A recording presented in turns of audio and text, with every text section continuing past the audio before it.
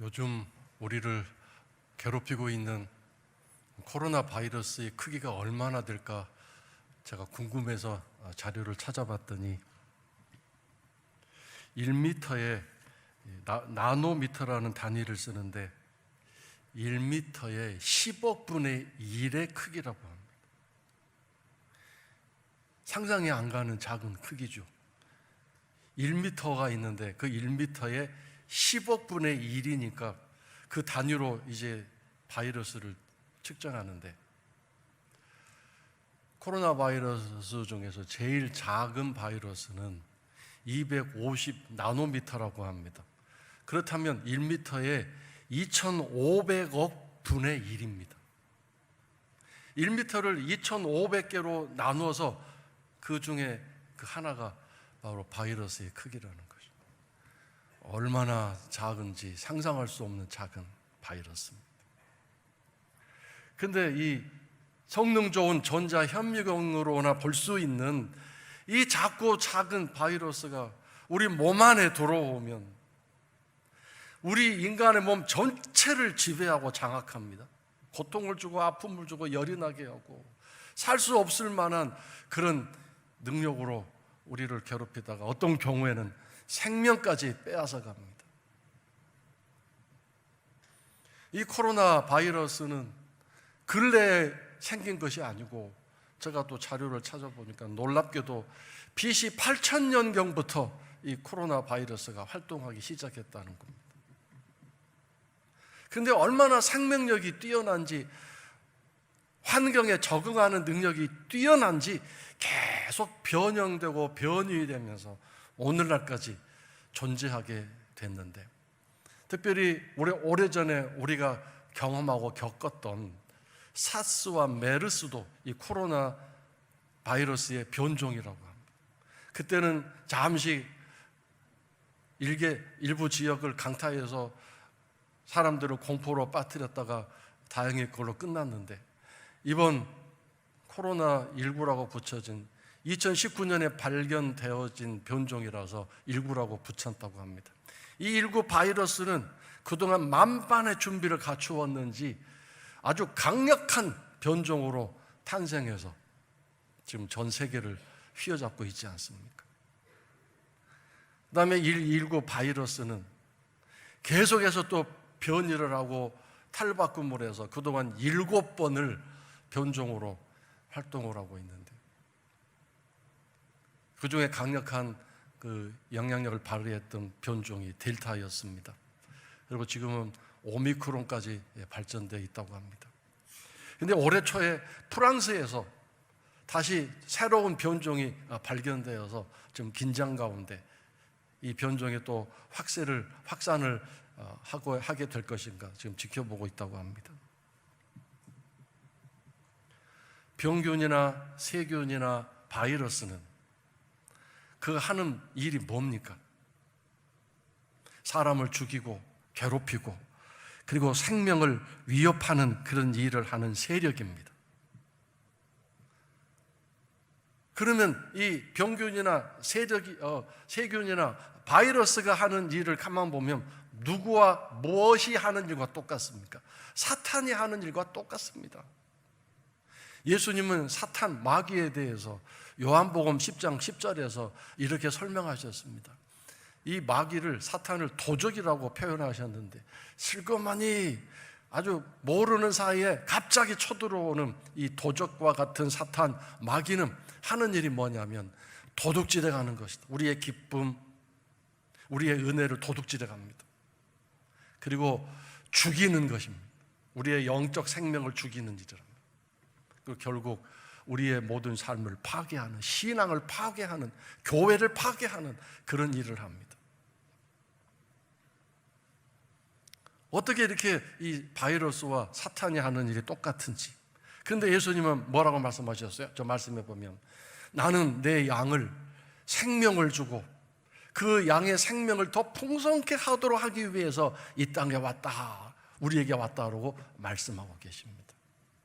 나의 생명을 주시는 하나님, 예수님, 그리고 성령님, 그리고 생명을 풍성하게, 넉넉하게, 여유롭게 만들어 주시고 유지하도록 지켜 보호해 주신다는 그 목적으로 이 땅에 오신 예수님, 오늘 이 예수님을 이 말씀을 통해 여러분과 함께 다시 더 깊이 나누고자 합니다.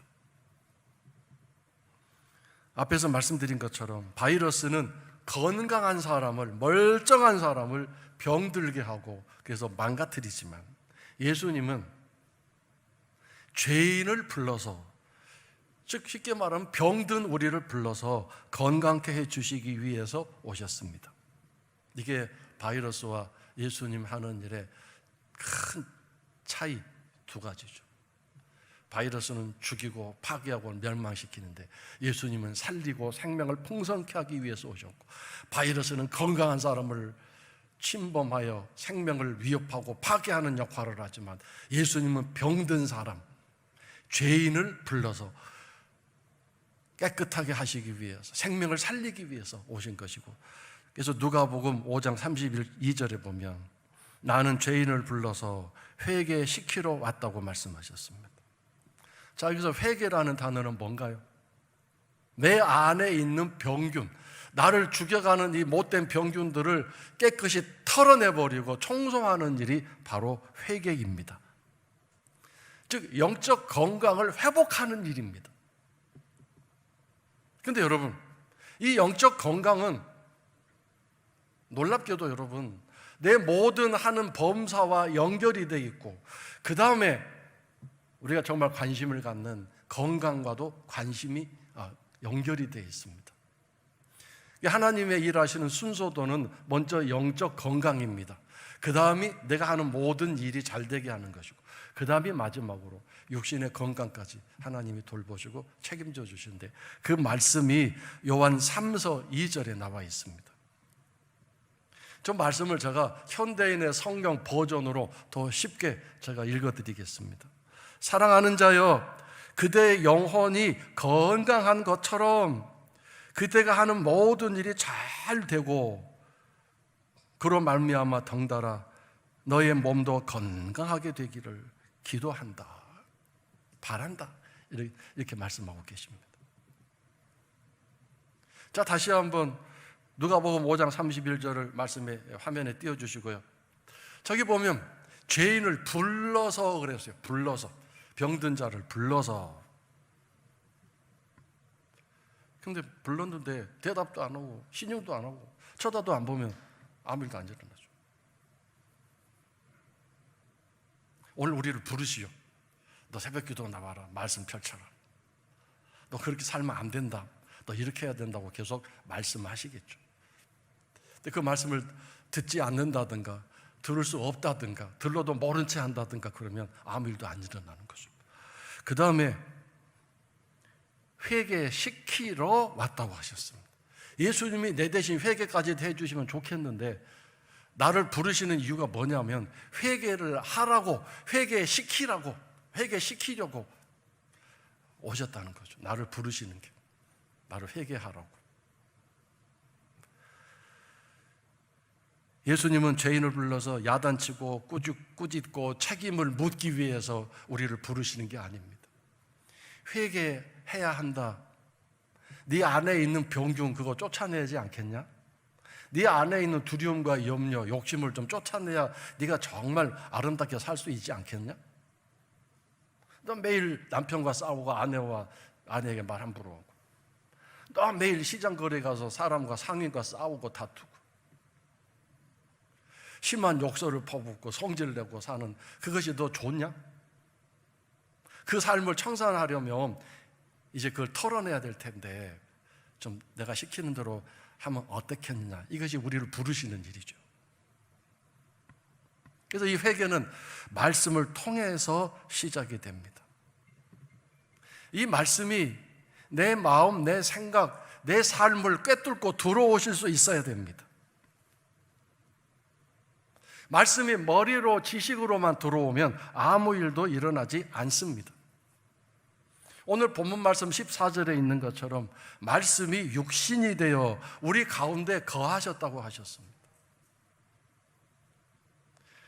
자, 여러분, 바이러스가 들어오면 나의 체질화에 맞게, 나의 체질에 맞게 변화가 됩니다. 절대로 이질감이 생기지 않습니다. 내 몸의 일부가 됩니다. 내 몸의 전체가 되는 과정이 시작되는 거죠. 간 이식을 하고 또는 잦던 장기 이식을 하게 되면 가장 중요한 게 뭡니까? 그 남의 장기가 내 몸에 이식이 돼서 내 몸의 일부가 되고 내 몸에 맞아 떨어져야 되겠죠. 적합해가 되어가는 과정이 필요합니다. 만약에 부정 상태가 되면 애써한 수술이 다 헛수고가 되는 거죠. 말씀이 육신이 되었다라는 말은 저 높은 하늘에 계셨던 신비한 하나님의 말씀이 나의 삶의 일부가 되어 시작하셨다가 그 말씀이 나의 전부가 되었다. 내 육신이 되었다. 내 삶에 나와 함께 거주하시는 전혀 이질감이 없는 동질감을 가질 수 있는 그런 말씀이 되었다. 이것을 말씀의 육신화라고 얘기합니다. 이 말씀이 내 삶에 들어와야 됩니다. 근데 여러분, 말씀이 머리로만 들어오면, 물론 내가 예수님이 동명녀 탄생도 하셨고 부활도 하셨고 십자가에서 죽으신 것도 내가 믿습니다, 압니다, 믿는다라고 표현하죠. 인정합니다. 그거 거부하지 않습니다. 동의합니다.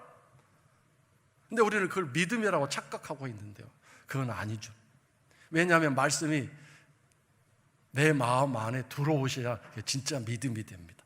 내 머리에 있는 믿음, 지식적인 믿음은 내가 필요할 때 꺼내 쓰고 그렇지 않을 때는 닫아 놓습니다. 그 말씀의 주인이 바로 나입니다. 그러나 그 말씀이 내 가슴 안에, 내 삶 안에 들어오면 그 말씀은 자체 능력이 있기 때문에, 생명력이 있기 때문에 여기저기 다니시면서 나를 통제하고 다스리시고 이끌어 가십니다. 그 말씀이 나의 주인 되어 가는 거죠. 바이러스가 들어와서 내 통제를 받는 식으로 활동한다면 얼마나 좋겠습니까? 근데 바이러스가 일단 들어오면 그것이 주인 되어서 점점 영향력을 넓혀가다가 처음에는 조금 어디가 통증이 있다가 점점 그 영향력이 커지면서 내 온 몸 전체를 지배하고 다스리지 않습니까? 지가 주인 된 거죠. 말씀도 마찬가지입니다.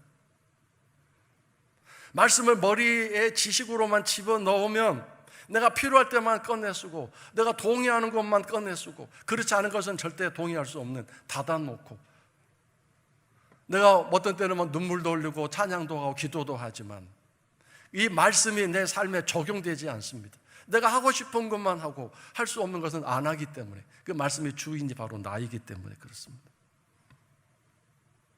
주님이 내 안에 계신다, 내가 주 안에 있다는 것은 바로 이 말씀의 능력이 내 삶 안에, 내 마음 안에 들어와서 그 말씀의 능력이 자유롭게 활동하시는 것을 말합니다. 작은 바이러스도 내 안에 들어오면 그가 가진 생명력으로 내 온 마음, 내 온 몸 전체를 휘젓고 다니면서 나를 지배하는데, 살아 움직이며 활동하면서 나라는 이 거대한 몸 전체를 장악하는데, 주님 말씀도 그렇습니다. 주님 말씀도 얼마나 강력한 힘을 가지고 계시는지 말씀을 경험해 본 사람은 알 수 있을 것입니다. 근데 여러분, 세균이나 병균은 자체 생명력을 가지고 이게 날아다니고 전파되는데 이 바이러스는 휴면 상태에 있다고 합니다. 휴면 상태에 있다가 사람 몸 안에 들어가면 그때 깨어나서 사람 몸에 단백질과 이렇게 해가지고 사람 움직이고 역사한다고 합니다. 하나님 말씀도 로고스입니다. 휴면 상태입니다. 아무 생명력이 없는 것 같습니다. 그냥 책일 뿐입니다. 그냥 책일 뿐인 책을 아무리 지식적으로 연구하고 공부하고 학문적으로 공부하고 아무 소용이 없습니다. 이 휴면 상태의 말씀이 자체 생명력을 가지고 살아 움직여서 나에게 생명이 되시고 나에게 은혜가 되시고 나에게 능력으로 역사하시게 하려면 그 말씀이 내 마음 안에 들어오셔야 됩니다. 내 생각 안에 들어오셔야 됩니다. 근데 문제는 말씀이 내 마음 안에 들어오는 일이 쉽지 않는다는데 문제가 있습니다.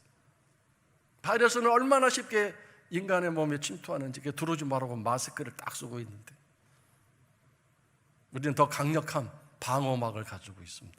내 결단, 내 의지, 내 선택입니다. 말씀이 내 마음 안에 들어오기가 그렇게 어렵습니다. 내가 그 말씀에 항복하고 그 말씀에 순종해야 되는데 그게 쉽습니까? 수십 년 그렇게 관행으로 살아왔고 습관화되어서 완전히 굳어질 대로 굳어져 있는데 그걸 고치는 게 하루아침에 다시 그래가지고 하나님 말씀에 순종하는 게 쉽습니까? 그렇지 않습니다.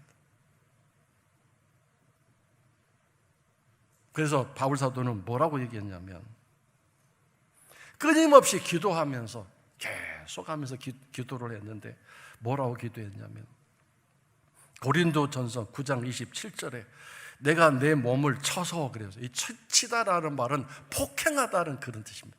내가 내 몸을 폭행합니다. 새벽기도 가기 싫은 날을 막 폭행해서 일어나게 만들고 이기고 싶은 날을 폭행해서 지게 만들고 섬기기 싫은 날을 폭행해서 섬기게 만들고 11조 내기 싫은 날을 막 폭행해서 주 앞에 드리도록 하게 하고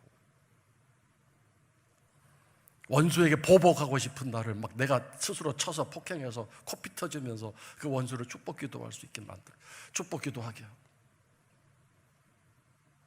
그래서 내 몸을 쳐서 네 몸을 치는 거죠. 몸 육신의 욕구 인간의 본능 이걸 쳐서 폭행해서 이 복종하게 말씀에 복종하게 함은 내가 남에게 그 말씀을 전파한 후에 내 자신이 도리어 버림당할까 두려워합니다. 그랬어요. 이 엄청난 바울 사도도 자기가 말씀에 순종하고 말씀에 복종해서 말씀이 내 안에 들어와서 그 말씀이 나를 지배하고 이끌어가는 삶을 살지 않으면 나도 어느 순간 버림받는다는 두 가지로 해석합니다. 첫 번째로는 천당 못 들어간다, 천국 못 들어간다 그런 뜻이고 두 번째로는 상급이 없다 그렇게 좀 온화하게 천국은 들어가긴 들어가는데 상급이 없다 완전히 거지처럼 천국에 간신히 들어간다 뭐 이런 식으로 두 가지로 해석을 합니다.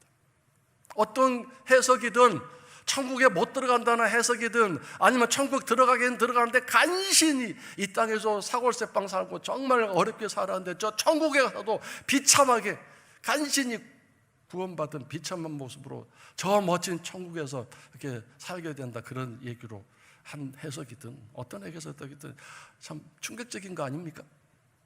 이 바울 사도의 고백이 그냥 하는 고백인 것 같습니까? 그래서 그걸 알기 때문에 늘 내 몸을 내가 쳐서 말씀에 복종시킨다고 하죠. 그 천하의 바울 사도도 그랬는데 우리는 뭐 어떻게 해야 되겠습니까?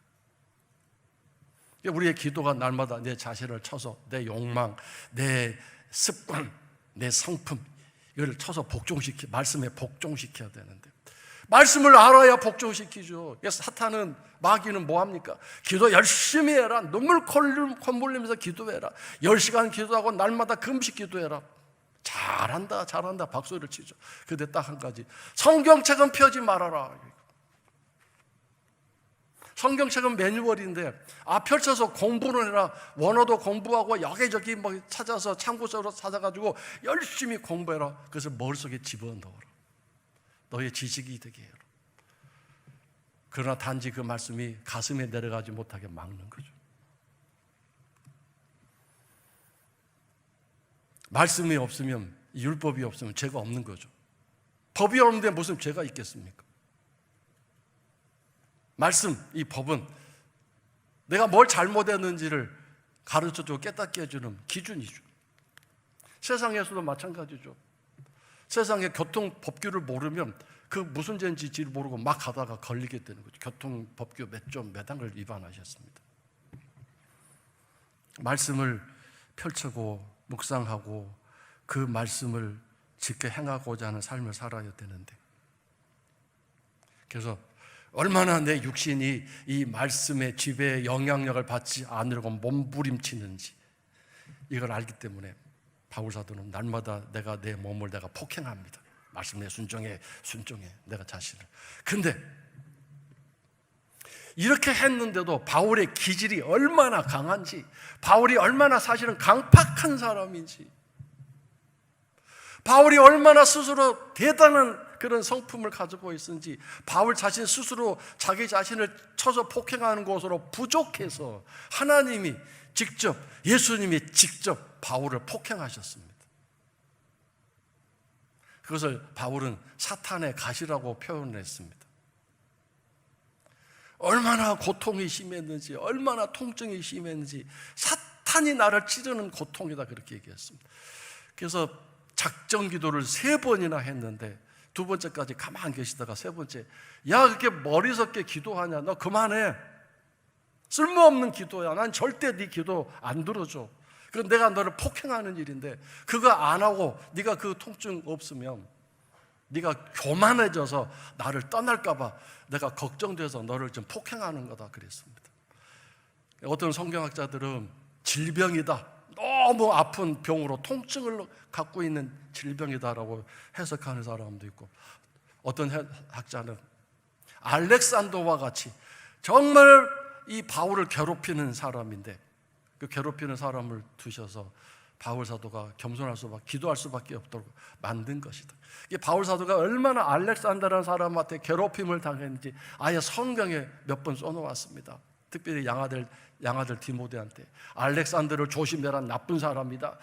나는 하나님이 다 나한테 한 대로, 악행한 대로 다 갚아주기를 원한다. 그 사람과 가까이 하지 말아라, 이렇게 경고할 정도로 바울을 괴롭혔던 사람입니다.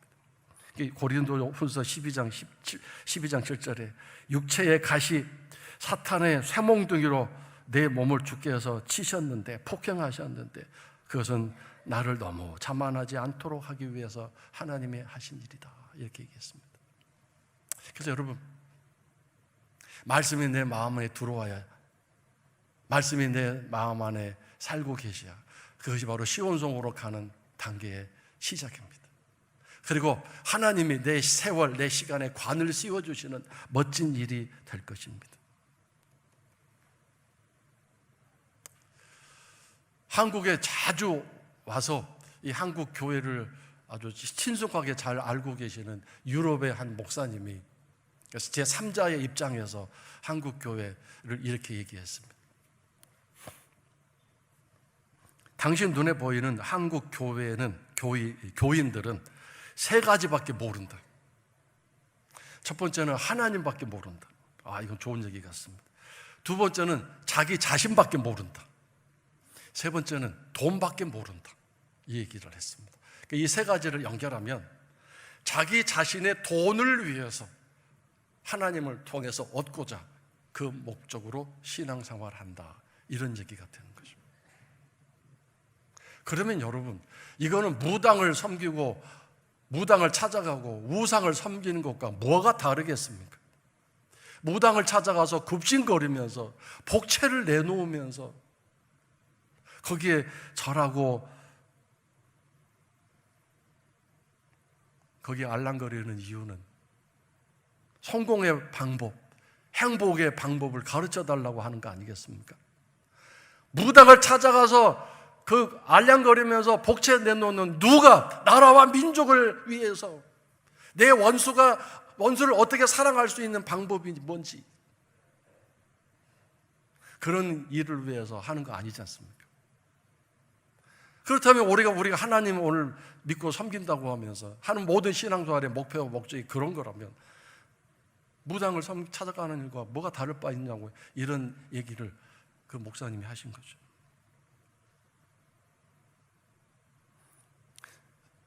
사하라 사막에 들어가서 그 베두인 유목 민족들에게 복음을 전하다가 총에 맞아 순교한 샤를 푸코라는 분이 있는데, 그분이 이런 말을 했습니다. 하나님을 믿는 그리스도인에게 가장 어려운 것이 있다면 무엇이겠습니까? 이렇게 질문을 하고 그 스스로 답변을 했습니다. 그것은 바로 하나님을 믿는 일입니다, 이렇게 대답했습니다. 여러분, 놀라운 일이죠. 하나님을 믿는 기독교인이, 근데 정말 가장 어려운 일은 다른 게 아니라 하나님을 믿는 일이 가장 어렵대요.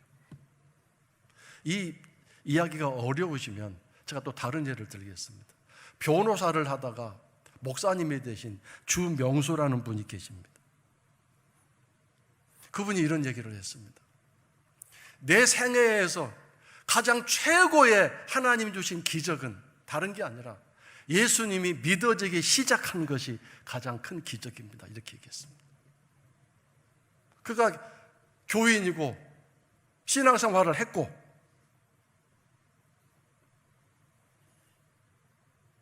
예수님이 누구이신지, 왜 십자가에서 죽으셨는지 이 모든 사실을 알고 인정을 했습니다. 그런데 그것이 머리로만 인정하고 머리로만 알고 있는 지식에 불과했습니다. 자신의 삶에 적용되지도 않았고 적용하려고 해도 될 수가 없었습니다. 말씀이 마음 안에 와 있지 않았기 때문이죠. 그래서 말씀이 내 마음 안에 들어와서 내 모든 삶을 지배하고 내 모든 지식을 통제하고 내 모든 인생의 경험까지 강력한 영향력으로 이끌어 가시기 때문에 순종할 수밖에 없는데, 머리에 있는 지식, 내가 주인이니까 꺼내서 쓸 뿐이지 그 말씀이 나를 어떻게 장악할 수 있겠습니까? 그래서 어느 날 어떤 사건을 통해서 완전히 박살나면서 그때 예수님이 내 마음 안에 들어오셨는데, 그때 정말 예수님이 믿어지기 시작했습니다. 이것은 내 인생의 최고의 기적입니다. 일어날 수 없는 일이 일어났습니다. 다 하나님 은혜입니다. 여러분, 생명은 살아있는 것입니다. 움직이고 활동하는 것입니다. 어린 아이들 보십시오. 잠시도 가만히 있지 않습니다. 왜? 살아있는 생명력의 표본이기 때문입니다. 말씀도 살아있습니다. 말씀은 자체 능력이 있고, 그래서 자유롭게 필요한 곳에 가시고 하고자 하는 일을 하게 됩니다. 바이러스가 그렇게 자기가 생명력을 가지고 내 온몸을 지배하면서 마음껏 자유롭게 다니면서 나를 병들게 하듯이, 말씀은 내가 통제하고 이리 가라 저리 가라, 이때 나와라, 이제 들어가라 이렇게 하는 것이 아니라 말씀이 자유롭게 내 온몸을 다니면서 뚫고 꿰뚫어서 내 혼, 영, 관절, 골수를 찔러 쪼개서 거기에 필요한 모든 말씀의 생명력을 공급해 주시고, 필요하지 않는 악한 것들은 다 뽑아내서 이거 네가 기도로 털어내라, 회개해라 가르쳐 주시고, 그런 일을 하시는 거죠.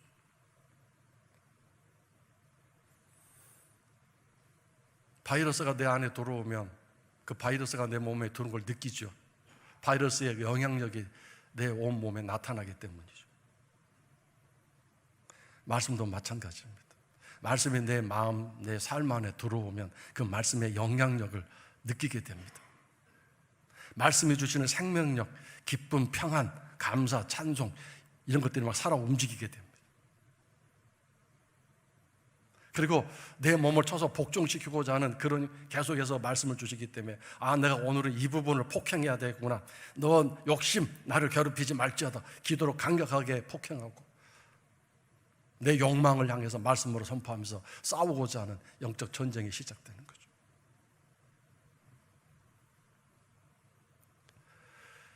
(1m에) 2500억 분의 1에 해당되는 그 바이러스도 내 몸 안에 들어오면 그렇게 그 존재감이 뚜렷한데, 그 크고 위대하신 주님께서 그 말씀이 내 안에 들어오는데 왜 그 존재감이 내 안에 없겠습니까? 왜 그 존재감이 내게서 느껴지지 못하겠습니까?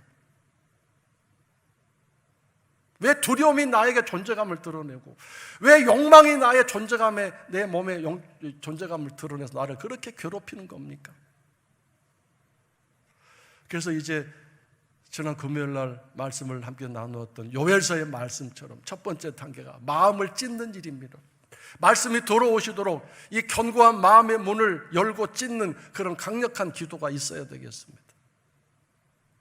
그 말씀이 들어오기만 하시면 그 말씀에 가진 생명력으로 자유롭게 다니시면서 나를 치유하시고 나를 고치시고, 그렇게 쫓아내려고 해도 안 되던 우울증이나 삶의 염려, 근심들, 불안과 두려움들이 막 쫓겨나가기 시작할 것입니다. 그리고 할 수 없었던 사랑도 할 수 있게 되고 섬기게 될 것이고 예의 바른 사람이 될 수 있을 것입니다. 놀라운 변화가 시작되는 거죠. 말씀의 능력이 내게 나타나는 것이죠. 바이러스가 들어가면 바이러스의 그 성향, 성품이 내 몸을 통해 나타나는 것처럼, 오늘 말씀 마지막 부분에 은혜와 진리가 충만하더라 그랬습니다. 말씀이 우리 육신의 가운데 우리와 함께 거하실 때 그 말씀에 두 가지 특성, 은혜가 충만했다. 은혜, 오늘 우리가 은혜 필요하지 않습니까? 은혜가 막 충만해야 돼. 그 말씀에 은혜가 충만하고, 진리, 생명 대신 진리의 말씀, 거짓되지 않은 참된 말씀이 충만하더라 그랬습니다.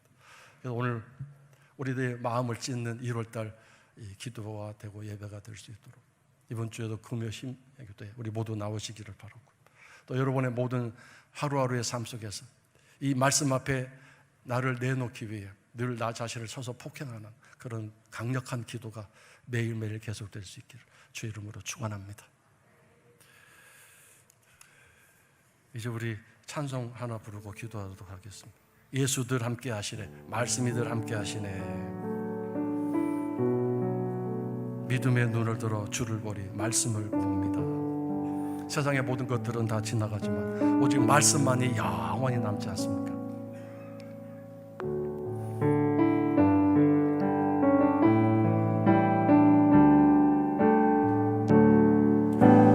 고단한 인생길 힘겨운 오늘도 예수 내 마음 아시네. 지나간 아픔도 마주할 세상도 예수 내 마음 아시네. 다시 한번 고단한 인생길, 고단한 인생길 힘겨운 오늘도 예수 내 마음 아시네. 지나간 아픔도 마주할 세상도 예수 내 마음 아시네. 믿음의 눈 들어, 믿음의 눈 들어 주를 보리. 그 모든 두려움도 모든 세상의 그 하울한 것들도 다 지나가 버릴 것입니다. 그러나 오직 주님의 뜻 말씀만이 영원히 있을 것입니다. 주의 뜻, 주의 말씀. 다시 한번 고단한 인생길, 고단한 인생길 힘겨운 오늘도 예수 내 마음 아시네. 아픔도 지금 계속 살아서 나를 괴롭힙니까? 마주할 세상이 두렵습니까? 그런 내 마음 주님은 다 아십니다. 오직 이제는 눈을 들어 믿음을 가지고 주를 말씀을 바라보시기 바랍니다. 주를 보리. 그 모든 두려움, 모든 아픔, 상처도 다 지나갈 것입니다. 치유해 주시고 쫓아내 주실 것입니다.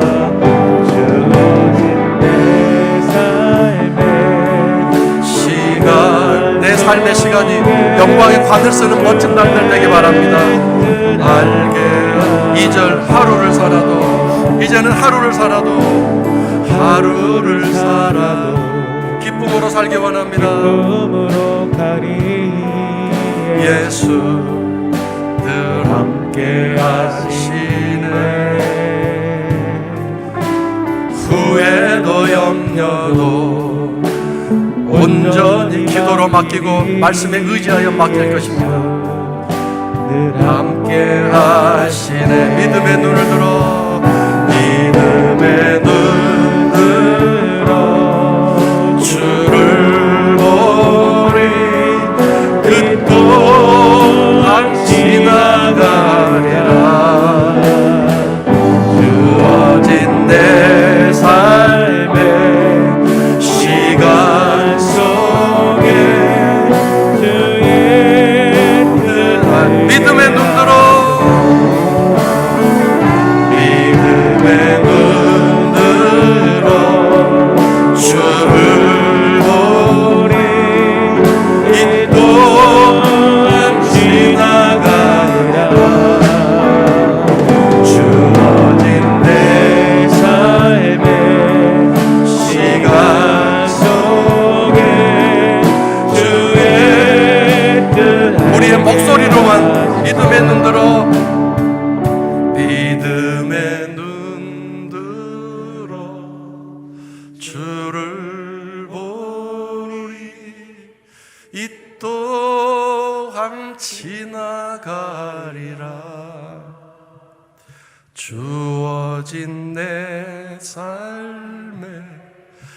시간 속에 주의 뜻 알게. 다시 한번 우리 목소리로 믿음의 눈 들어, 믿음의 눈 들어 주를 보니. 이 세상 모든 것은 다 지나갈 것입니다. 말씀의 능력으로 다 지나가 버릴 것입니다. 오직 말씀의 사람만 영원히 남을 것입니다.